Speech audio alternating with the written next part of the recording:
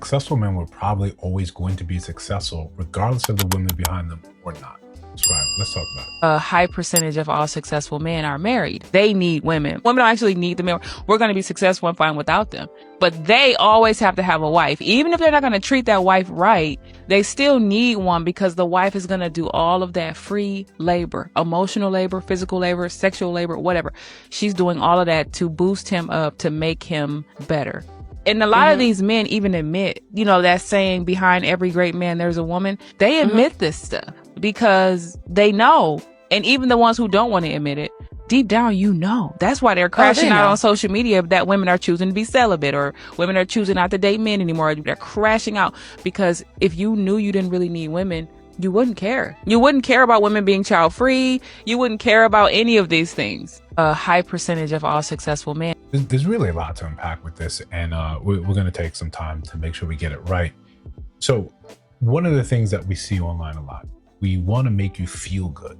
We talk to people, especially when we're talking to women, we talk in ways that make you feel good, right? And we let a lot of stuff go unchecked. That's probably one of real issues or real points of having this channel, is that we can somehow stop, look at the nuance of some of these situations and call out some inconsistency. When you think that, okay, behind all successful men, there's going to be a woman because she's going to take care of all the things.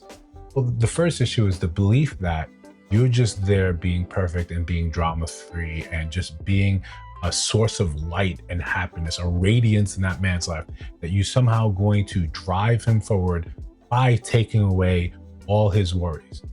But how many men who have been married or who are married and say it's nothing like that? Hey, it's often not like that. Being with a woman isn't always just sunshine and rainbows. Being with any man is also sunshine and rainbows. When you collide two lives together and try to build one, there's always going to be friction. There's always going to be issues. There's always going to be pain points. These things are not net positives for a man. If he's having strife at home, that doesn't mean somehow he's going to be more productive at work. What we see a lot of, because what it's like you're dropping out the bottom. You don't look at yourself as a woman and say, hey, I'm problematic, so everything I do is good, it's great, it's helpful. When you don't have the ability to be accountable and look at yourself and say, I'm causing problems in this thing too. How can we say behind every great man is a great woman, or is a woman there, when the rate of divorce and initiation of divorce is by women? So those men that were successful, a lot of their wealth got turned down because of a woman. A lot of those men continue to be successful. One of the things that when we see these sayings on the internet, it harkens back to a study done in maybe the 80s, the 70s or 80s. And conclusions that were taken from those are often kind of done with shoddy work. People didn't take the time to understand, or like most things, as we got better with our science, with our questioning, we look back and say, yeah, there was some faulty ideas in there, right? What we're going to do now, we're going to go over some of those. We're going to go, and tease out some little nuances there. Because that's what we're supposed to do. We're supposed to question some of these ideas. Because you and I know in your life, just because, especially the way dating is today, just because you're with a woman does not guarantee you success. There are different responsibilities that a married man may feel to drive him to work longer hours. We understand that. You've got to protect and provide for a family. Therefore, you're more than likely going to be working more. Before we continue that, like, comment, subscribe, hit that notification bell so you don't miss no uploads. Still going strong, still trying to do 2 a day. Like the video, share the video. We got some merch in the store. So what this is kind of missing, right? Marriage, the idea is that marriage causes men's earnings to increase, right? But maybe it's more of a signal of it, that because most men that get married were already upwardly mobile. They were in the process of actually trying to do better for themselves. Most men that marry, they already tend to have a strong work ethic, already stable, and have better long-term prospects. Now, is this a thing that was caused by the marriage, or this was characteristics of the man himself?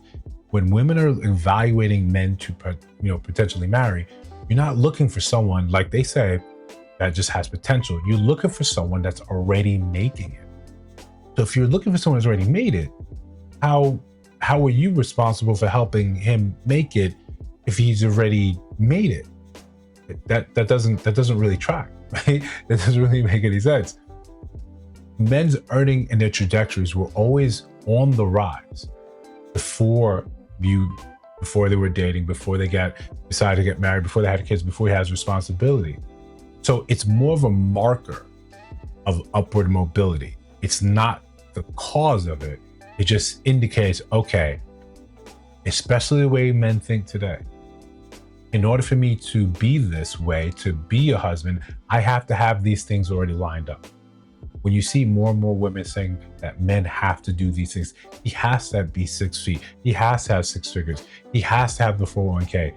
What do you think he was doing while you were not doing that? You were not with him.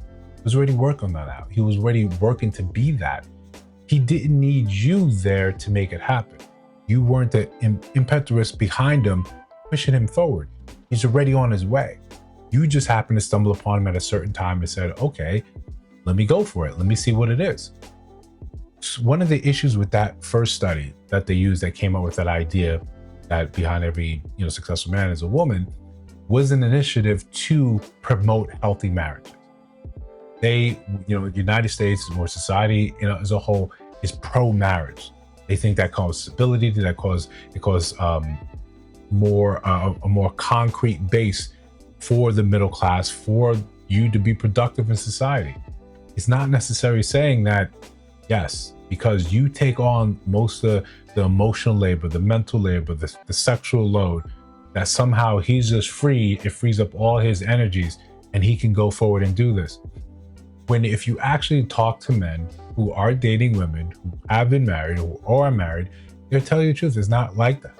A lot of the labor that you sometimes talk about that you have to manage, men are saying, yeah, but I have to manage your emotions. That's emotional labor as well. We both do these loads in varying degrees, but because we have a history of not looking at men as anything but wallets, anything but productivity, what happens? You fail to see that men are actually carrying some of this load as well. In addition to have them to idea that you want them to be the breadwinners, you want them to be the ones who go out there and slay the dragon and come back home and then still help you out with more chore work. This is not a video to say that if I'm making this money, I got to come back and leave all the work to you raising the kids. No, well, let's have a real conversation and understand those men that they like to use as examples that were successful, right? The ones that made it. If, say, Jeff Bezos, right? Well, you're saying, well, he was married when he created Amazon. Absolutely, he was. What happens when he was divorced? Did he become less successful? The amount of money that he had to give away in the divorce, how quick did he remake that? We don't really want to play these things out because I think it would cause women to say, if they were being accountable, say, the amount of emphasis I put on the stuff that I bring to relationships isn't as incredible. I'm not saying it's not important, but it isn't earth-shattering like I believe it to be. Women tend to give women so much benefit of the doubt that you don't think any of you do any wrong in relationships. Therefore, a relationship lives and dies by what the man fails to do or what you can get him in line doing. Rather than understanding that you are also human. You commit the same sins and atrocities that we do. You cheat the same way we do. You disrespect the same way we do. It's the same recipe with different flavors, different ingredients. It's gonna get you the same thing, and it's sort of like dysfunction. Hiding behind this idea that somehow it's men that need women in this sort of light to be successful. You think all these single men out here that are in the top 10, top 1% that are single, they're not married and there's no women in their lives, so how do they somehow manage that? You don't want to do a lot of this thinking. And then you want to say, again, without data, without anything really back that up, that women are going to be successful anyway. Where's the data? Where's that shown? Are you doing better than men in terms of degrees? Yes, absolutely. In terms of home ownership? Yes, absolutely. Do you want to tease out that how many of you actually get homes because of divorces? No, that's not important. Just leave it at home ownership. Okay, Do you want to now tease out about income, about what do those degrees turn around and actually mean in terms of income, in terms of how much you're getting paid? You're still lagging. For the advanced degrees you have, you haven't turned that into actual capital. You get these degrees that you think mean something, but for a lot of us, the simple platitudes. They make you feel good. They're hang on your wall, but they're not marketable. You got the degree, but that doesn't seem to confer any type of real in society. For all the talk, for all the bluster, how you're doing better than men, you're creating these businesses, they're not turning out to be actual economic giants, actual economic powerhouses. You want to compete in ways that don't make any sense to men, and you want to hold up to say, that's why we don't need men. That's cool. The men that she's talking about that are bothered, you're checking for the wrong caliber of men. There's always going to be a subset of people that are online and spew nothing but hate comments. It's their full-time job. They love it. They love to get the rise out of you. They love the back and forth. But the real ones actually making something of themselves, yeah, they don't care that you decide, I'm just going to be single. They don't care that you want to be childless. They don't care that you want to be celibate. Most of us look at that and say, I've got too much on my plate to worry about what someone I don't know is doing. I say, okay, great. Good for you. I hope it works out. And I'm going to go that way. I'm going to go on my way. I don't really care what you got going on. At least that part is true. Those successful men or those that are upwardly mobile will just leave you. Say, cool, do whatever you had to do. It doesn't matter to us. But listen, I could be wrong. I've been wrong before. Let me know down in the comments below if you disagree. If you see other videos on your screen, check those out. Let me know your thoughts about those in those videos. And of course, if you listen to my voice now, you have not subscribed, I think you should. Just trying to build something dope. I'll see you in the next one.